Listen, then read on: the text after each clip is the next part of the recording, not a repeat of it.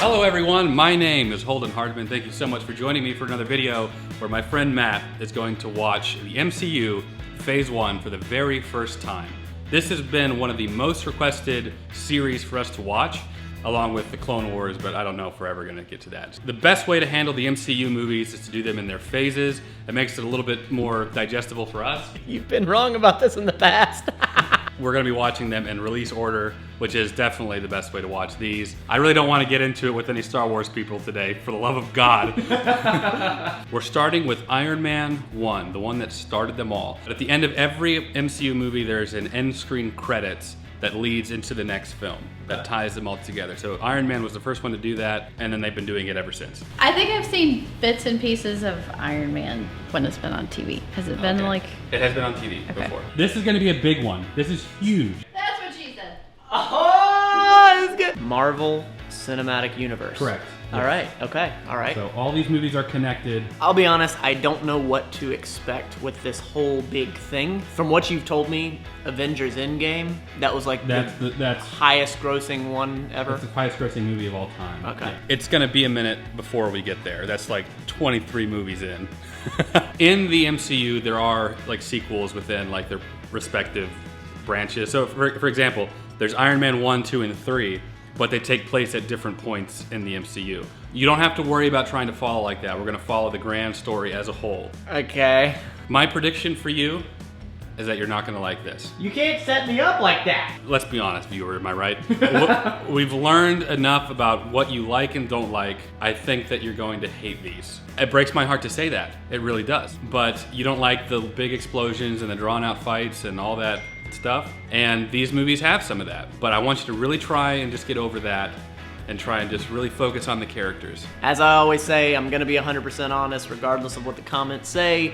I will absolutely go into this open-minded. We'll see, you never know. Do you have any preconceived biases about the individual characters like Iron Man or Captain America or Thor or Hulk? Like, do you know anything about any of those characters, really? No. This gets asked a lot, and I don't know the best way to handle it, because everybody is just like, how have you not seen Harry Potter, Lord of the Rings, Star Wars, the MCU? So can you just give us like just a bit of an answer for that? I grew up with parents that are older, and... Yeah, but so do other people that still watch these. Go ahead, thanks for shooting my excuse out of the sky. In all seriousness, when I was 19 years old, I got into the gym, and I started working on my career. I've been building a business, and it's just never been my priority. Fair enough. Fingers crossed that you like these. I don't think that you will based on our past stuff. I really hope that you do. Let's get into it. The very first Iron Man movie.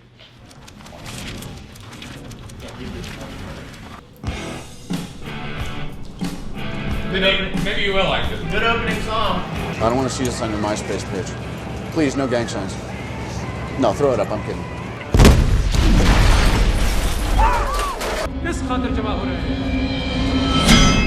Anytime you look up and see a handy cam, there's a problem. You ever lose knowledge that your whole life? Be prepared to lose a few with you.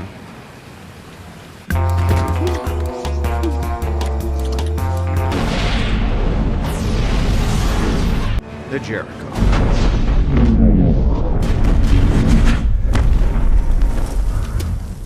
It's a piece.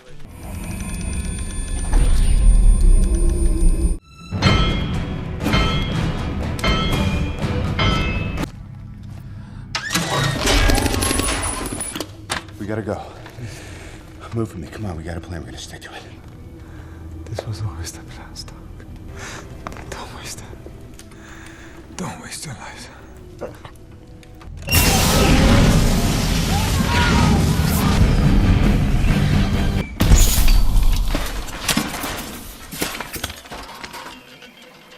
Effective immediately, I am shutting down the weapons manufacturer division of Stark International. Okay, now make sure that when you pull it out, you don't pull out there's a magnet at the end of it. That was it. Gee. Ow! Is that so hard? And 3, 2, 1.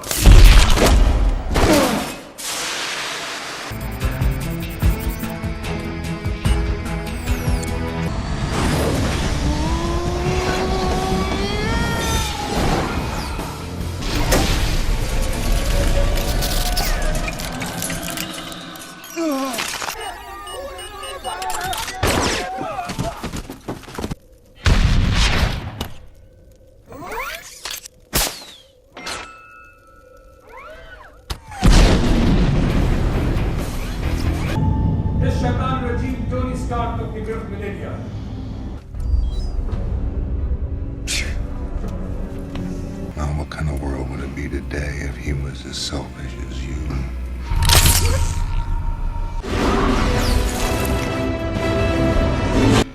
Next time, baby. How'd you solve the icing problem? Icing problem. Might want to look into it. I'll be right there.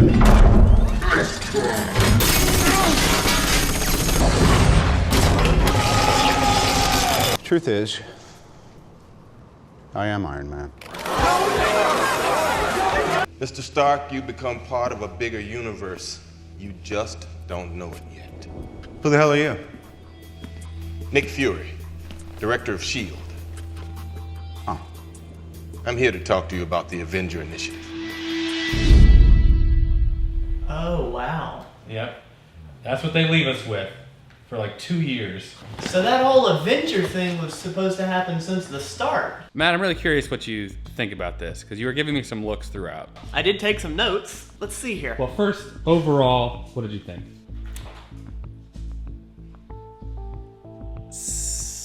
You didn't like it, didn't you? Wait, I think I give it about a 7. Really? Yeah. Okay, why?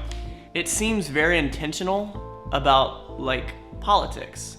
How do Weapons, war, how they sort of were hashing this out. Now, I don't know, that could be just my perception. Maybe they had absolutely zero intention in that. I want this movie to be real. Like, I want this to be like a possibility.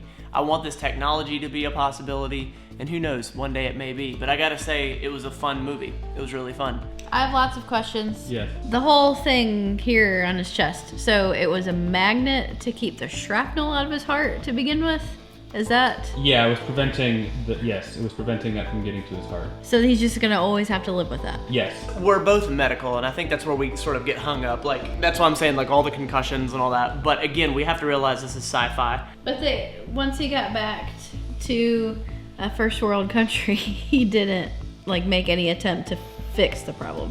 He just was like, I'm always gonna have to have this blue light in my chest like a Care Bear. This is what happens in our brain. This is how we perceive this. We don't sit back like you guys and we're like, this is just rad. Like, this is how we think. That's a big assumption about the audience, that they don't think about things like that. I think the movie, I agree, was like a 7 out of 10. I liked the movie. I do too.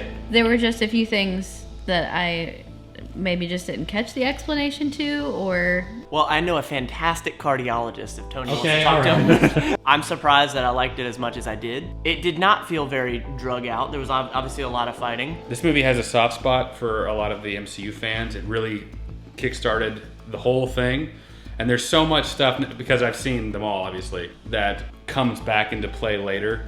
And it's hard for me to be like, yeah, you know, because I got to keep my mouth shut. It's not one of my favorites. Really? That might be a problem for some MCU guys. I don't hold it in very high regard in the Whoa! MCU, except in the sense that it began everything.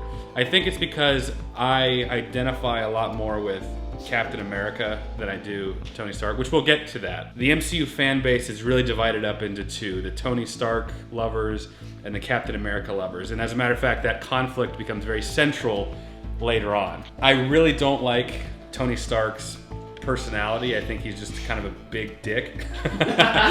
But he has objectively the greatest character arc of the entire MCU. So as much as I don't like him now, he grows into somebody that's really worth looking up to.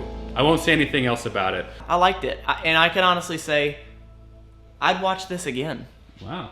Yeah, I would. So tomorrow we're watching The Incredible Hulk. It's been a minute since I've seen it. I still remember it pretty well, but it has been a while since I've seen it. I won't go into too much behind the scenes stuff because there's a shift that happens later on. So I just want to go in and just watch the movie for itself. Is that the one with Nathan Stacy? No.